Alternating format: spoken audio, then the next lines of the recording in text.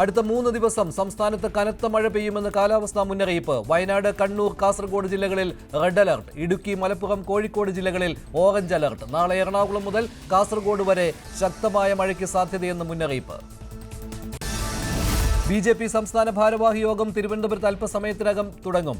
യോഗം ചേരുന്നത് പുതിയ സംസ്ഥാന ഭാരവാഹികളെ തെരഞ്ഞെടുത്ത ശേഷം ആദ്യം. രാജ്യസഭാംഗമായി നോമിനേറ്റ് ചെയ്ത C. സദാനന്ദന് സ്വീകരണം. തദ്ദേശ നിയമസഭാ തെരഞ്ഞെടുപ്പ് ഒരുക്കം പ്രധാന അജണ്ട. മഞ്ചേരി ജനറൽ ആശുപത്രി താനൂരിലേക്ക് മാറ്റാനുള്ള നീക്കത്തെ ചൊല്ലി തർക്കം. മഞ്ചേരിയിൽ നിന്ന് മാറ്റേണ്ടതില്ലെന്ന് മുസ്ലിം ലീഗ്. മന്ത്രി V. അബ്ദുറഹ്മാന്റെ നേതൃത്വത്തിലെ നീക്കം തെരഞ്ഞെടുപ്പ് മുന്നിൽ കണ്ടുള്ളതെന്ന് ലീഗ്. താനൂരിലേക്ക് ജനറൽ ആശുപത്രി വേണമെന്ന നിലപാടിൽ ഉറച്ച് CPM.